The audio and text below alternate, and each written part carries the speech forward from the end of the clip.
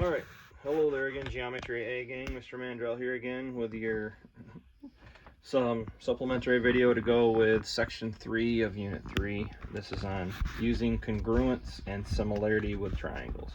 So we're specifically just focusing on triangles here. And what this section kind of does is combine the stuff that we did with congruent triangles in unit 2, and now some of the stuff we've been talking about with similarity and similar triangles. So let's not forget the difference.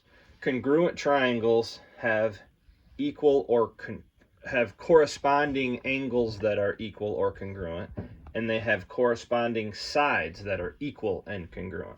So congruent triangles truly are a pair of exactly the same size triangles, right?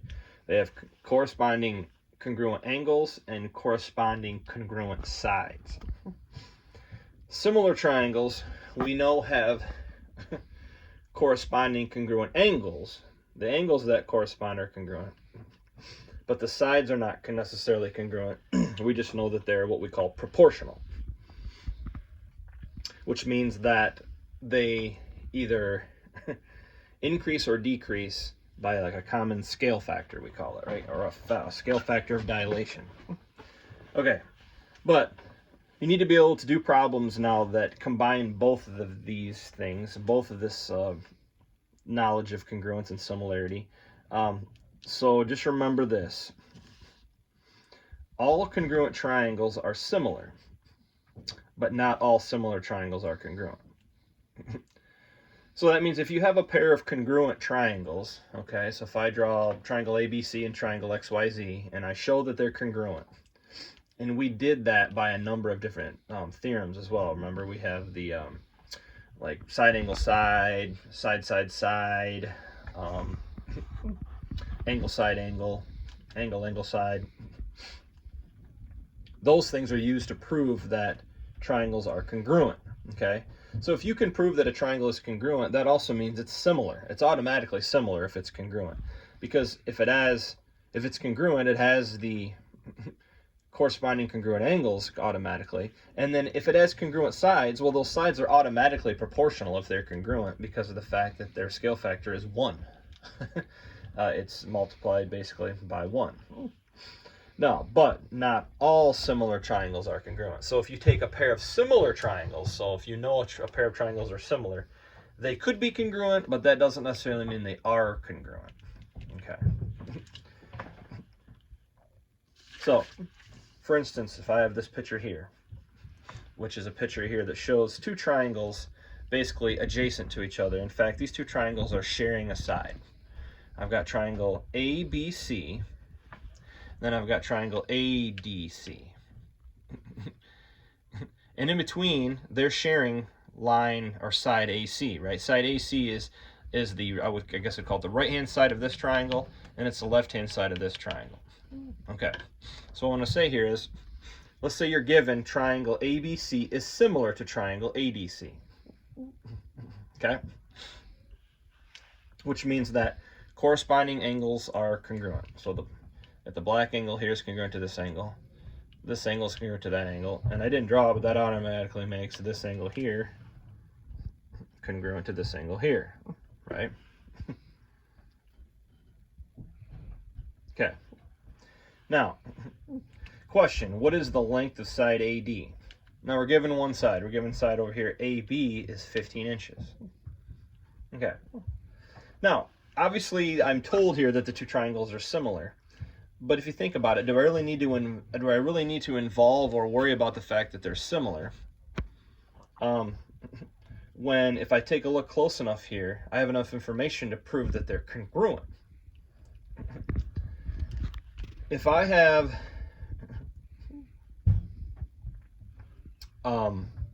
this side here being shared between these two triangles, that means that I have a side that's on the left triangle and it's on the right triangle, which means that this side that's on the left-hand triangle, side AC, is congruent to the side that's on the right-hand triangle, which is also still side AC. Well, basically what that's saying is side AC is congruent to itself, which obviously that's that's kind of goes without saying. Everything is congruent to itself, okay? Or like all numbers are equal to themselves. All right, so since in this case here, side AC is the same side in both triangles, it's congruent to itself. Well, so what I have here is I have identified between the two triangles a side that is congruent, right? And then I have an angle here that I know is congruent to this angle over here. So here I have a pair of angles that are congruent. Up here I have this angle, the two blue angles are equal to each other or congruent to each other. So I have another pair of angles that are congruent. So by simply using the angle side angle, so by ASA or angle side angle theorem, I can say that triangle ABC is not only similar to triangle ADC, it's congruent to triangle ADC. Well, all right. So the fact that they were similar helped me then find parts to show that, and I know enough parts by ASA that I know that these two triangles are congruent. Well, obviously, how does this help me answer the question? Since these two triangles are congruent, their corresponding parts are congruent. Okay, so since if they were similar, we can't necessarily say that the sides are the same length. But now that we've proven that they're congruent, yeah, the sides are the same length. The corresponding sides are congruent, right? Because now we've shown that these are congruent triangles, not just similar triangles. So side AB, since side AB corresponds to side AD, so since side AD corresponds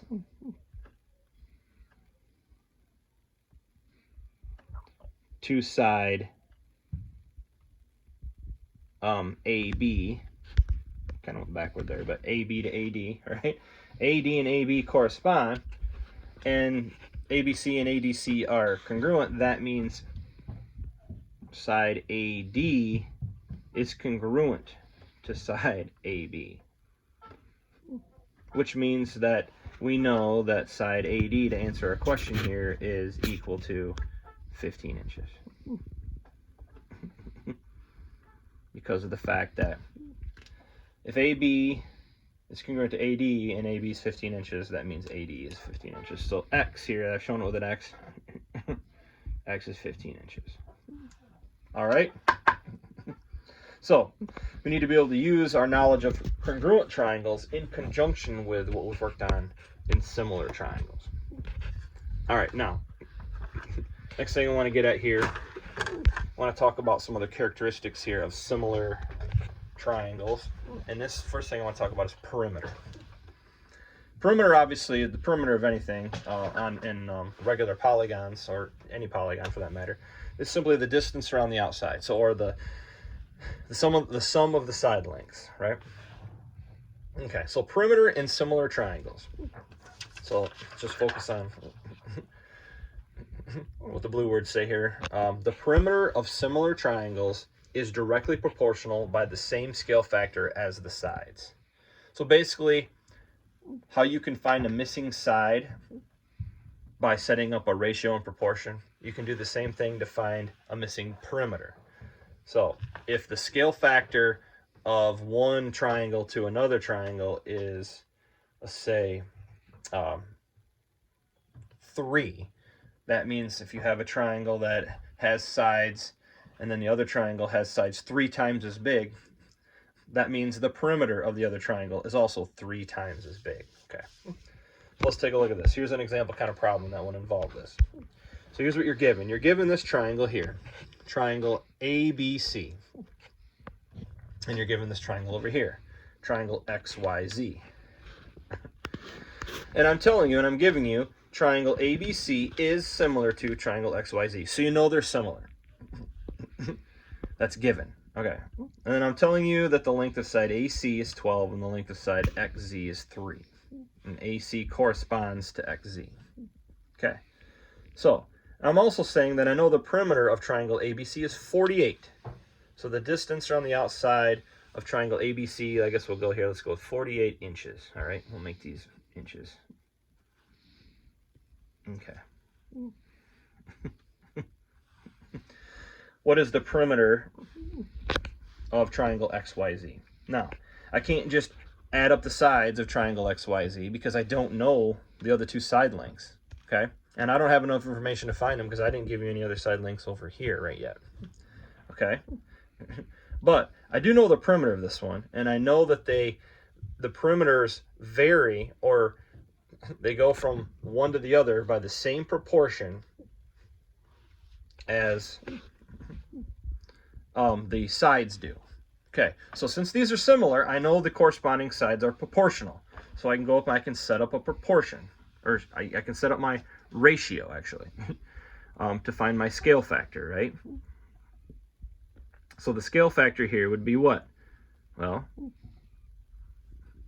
if I take, remember to find the scale factor, we take the length of the side that we know from our new image, which is 3, and we put it over top of the length of the side from the pre-image, which is 12, I get 3 over 12, which if you reduce that fraction, it reduces to 1 over 4. Okay, so the scale factor here is a fourth, or 1/4, or also known as a quarter, right? Which makes sense because 3 is a quarter of the size of 12, right? Side XZ is a quarter of the length, or the size of side AC. 3 is a quarter of 12. Okay. So if I know the scale factor is 1/4, and I know that the perimeter follows the same scale factor, and I know the perimeter of triangle ABC is 48, then I can set up a proportion. Now that I know this ratio, the scale factor ratio, I can set up a proportion. So I know it's a 1:4 ratio. Okay. I don't know the perimeter of XYZ, and the perimeter of the smaller one is on top, just like the perimeter, the length of the smaller side here, the 1, which came from the 3, is on top here. So I put my X here to stand for the perimeter that I don't know. Over top of the 4 comes from the longer side of the bigger triangle here, right? I got the 4 on the bottom, it came from the 12. And so underneath here, I put the perimeter I do know, which comes from this bigger triangle, which here is 48. And there's my ratio and proportion. So I have my proportion here. I need to cross multiply and divide. So 1 times 48 is 48. 4 times x is 4x. And then I divide both sides by 4 in order to get x by itself. And I end up with x equals, 4's cancel, 48 divided by 4 is 12. Okay, so that means the perimeter here of the smaller triangle is 12 inches, which makes sense because the scale factor was a quarter or a fourth. So if this perimeter is 48, what's a fourth of 48? 12. So the perimeter of XYZ is 12 inches because that's exactly a quarter, or it's scale factored down by a quarter from the perimeter of 48. So it follows the same scale factor as the corresponding sides between the two triangles do. Okay? And the reason it follows the same exact scale factor is because that these sides are just distance measurements or lineal measurements. They are single dimension measurements. And perimeter is as well. Perimeter is a single dimension measurement, right? It's a single dimension. It's just the distance. It's a length. It's the length of the sides added together. So since it's a length, it just follows the same exact scale factor. Okay.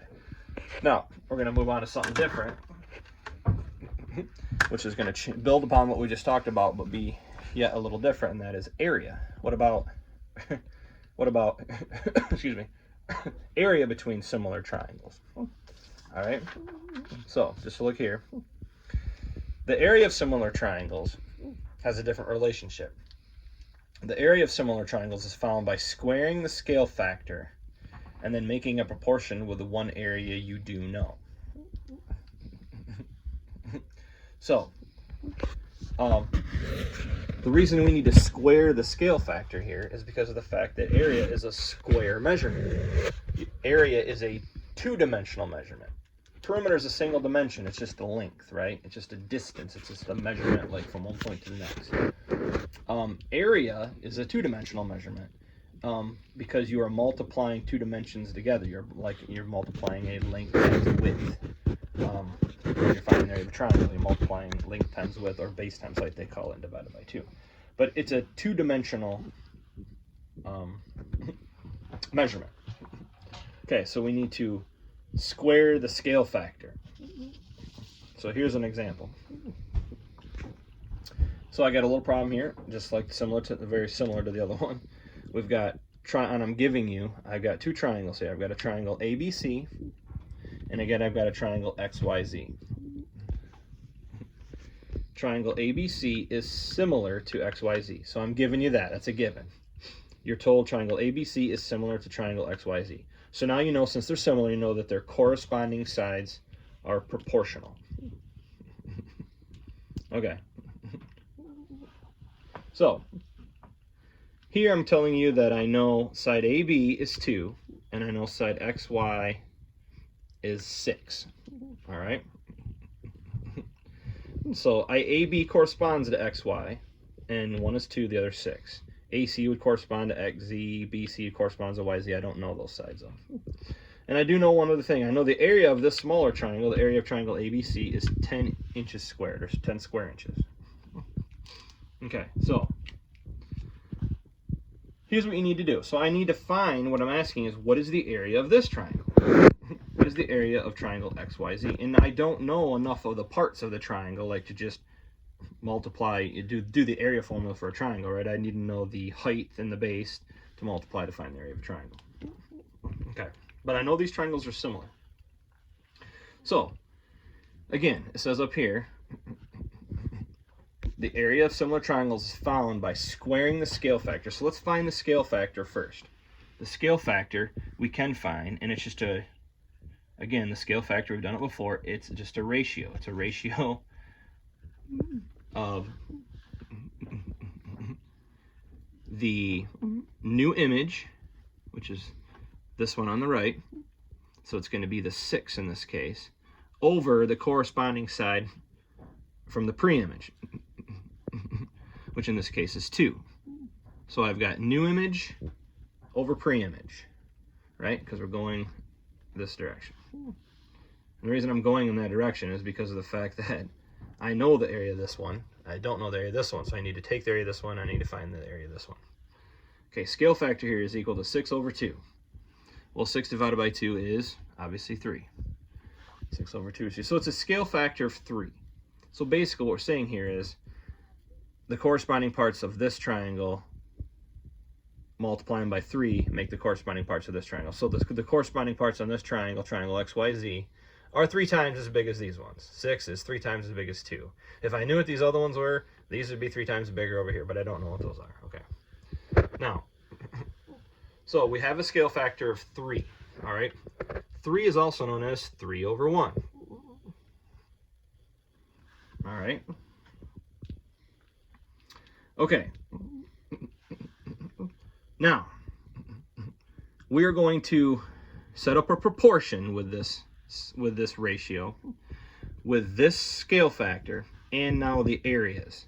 But before I do that, it says I need to square the scale factor. So I'm going to square this.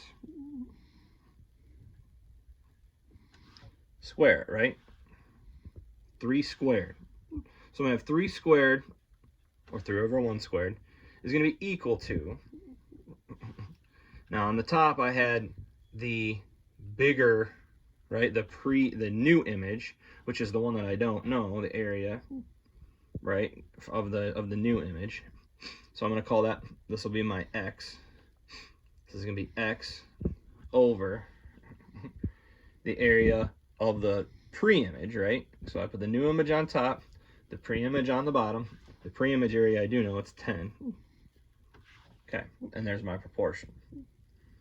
So square this, right? We got to do our order of operation first. 3 squared, right? 3 over 1 squared is going to give me 3 times 3 is 9. 1 times 1 is 1, so it's 9 over 1. And then it's still x over 10. Now, cross multiply and divide to finish my solving my proportion. X times 1 is x, or 1x. 9 times 10 is 90. Okay. Now, I have x equals 90. The area of triangle XYZ is x. X equals 90, so that means the area here is 90 inches squared. Okay. So it's not a direct proportion. It's the proportion here is not from the area from the small one to the area of the big one is not the same scale factor as the sides were. See how this goes up by a scale factor of 3, which is 2 times 3 is 6. This goes up here by a scale factor of, actually, it goes up by a scale factor of 9, which is the square of 3, right? 10 times 9 is 90, because area is a square measurement. So it goes up by a factor of scale factor. The area goes up by a scale factor of 9. 10 times 9 is 90. The sides go up by a scale factor of 3. 2 times 3 is 6. But that's because the scale factor for the sides is 3, but then in order to find the scale factor of the area, you have to square it, which makes it 9. Okay, because area is a square measurement, which goes hand in hand with squaring the scale factor. Okay, so a little difference between area and perimeter when you're dealing with area of similar triangles versus perimeter of similar triangles. Okay, one more thing I want to do here, and this is just an example problem based on some of the fact that I know some of the problems you might end up seeing on your Edmentum. All right, I wanted to do the classic flagpole problem for you guys because that's a common one to see. All right, so some problems you're going to get here, and I'm not going to, obviously we've got the coordinate plane here, but I'm not going to really worry about using that too much. Let's say I've got a building here. Here's the edge of a building. Let's say that building is 400 feet tall. Okay, 400 feet tall. I guess I'll use the FT for feet. And let's say right on the edge of the building here, like in a school building or a government building or something, I have a flagpole. So basically right on the edge of it, I have a flagpole. And let's say that flagpole is 50 feet tall.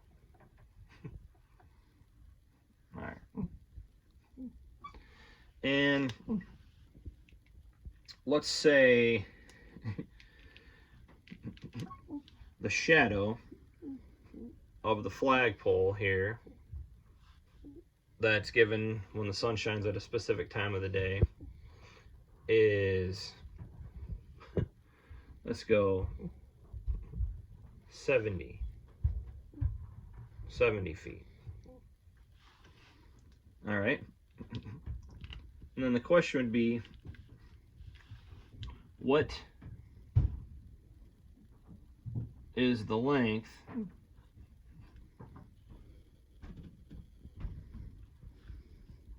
of the shadow of the building?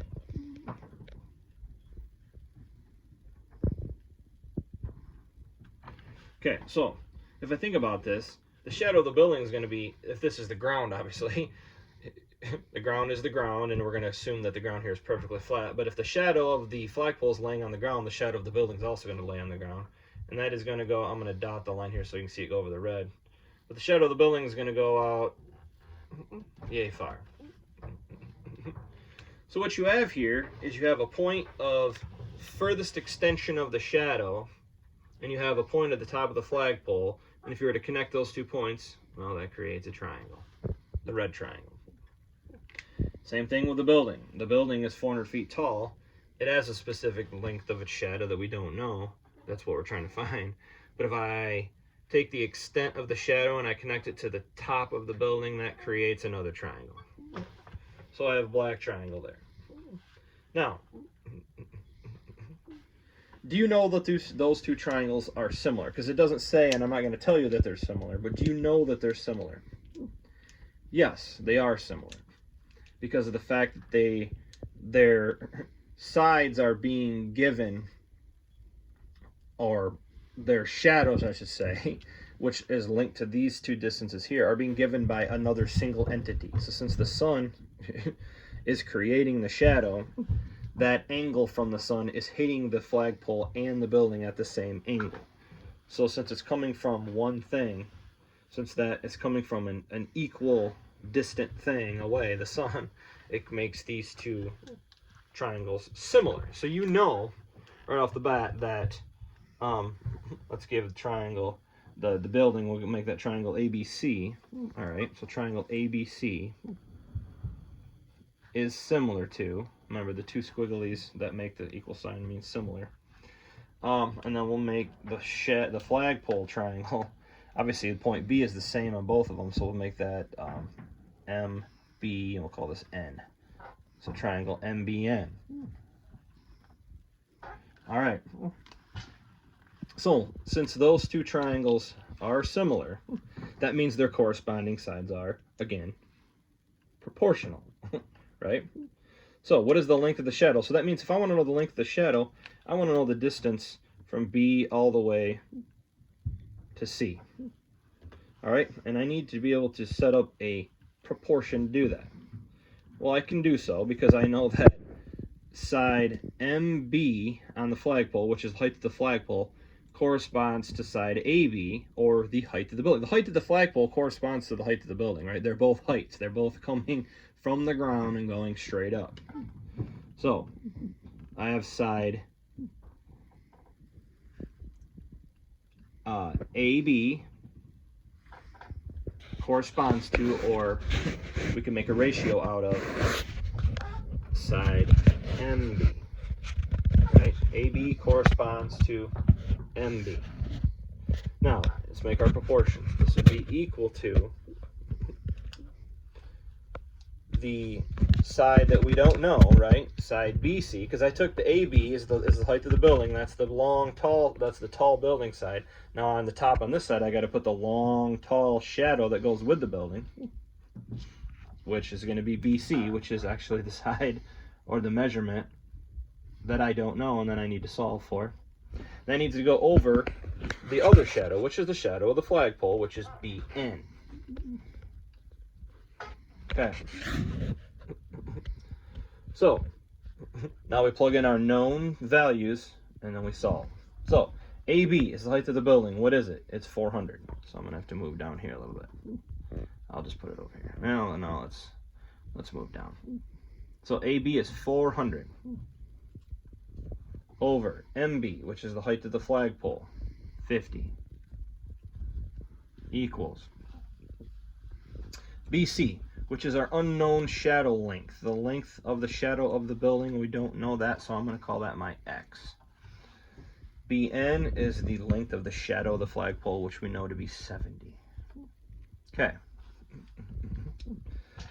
All right, so I've got 400 over 50 equals X over 70. All right. So cross multiply and divide. So I end up here with 400 times 70. So 4 times 7 is 28. I have to move up here. And I got 3 zeros, so it's going to be 28,000. Now I'm going to run out of room. Let's move into here. 28,000. Okay. Over, excuse me, not over, 28,000 equals, I'm getting all flustered here, I gotta make some space. 28,000, all right, again, we got that from 400 times 70, it's 28,000, equals 50 times X is 50X, there we go. All right, so 28,000 equals 50X. We gotta solve for X, so we divide by 50 on both sides. 50s cancel out. I end up with X equals, and then 28,000 divided by 50, well, I can cross off a 0 there and end up with 2,800 divided by 5 which would be, oh, that's going to be a big number. Let's see. I can pull this up real quick. 2800 divided by 5 is, just to give us a quick one so I don't have to use up a bunch of space that I don't have. 56, excuse me, 560. Been a long day. All right, 560, so x is 560, right?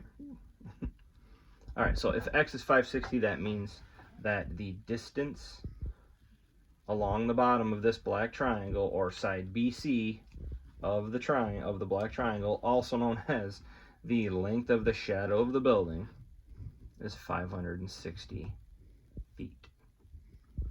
Okay, so problems like that are ones you're going to have to be able to use your knowledge of similar triangles, potentially congruent triangles, but this shows how a 400-foot tall building throws a 560-foot shadow, a 50-foot flagpole throws a 70-foot shadow, and of course, that all depends on the angle of the sun. These are problems similar to what you might see, along with several other kinds, but again, I could be here for 4 hours showing you sample problems, so I don't want to do too many of those. All right, make sure, again, you let me know if you need help. Call, text, email. I'm here, and we can chat and figure things out, okay? Please communicate. So good luck, and we'll hope to hear from you.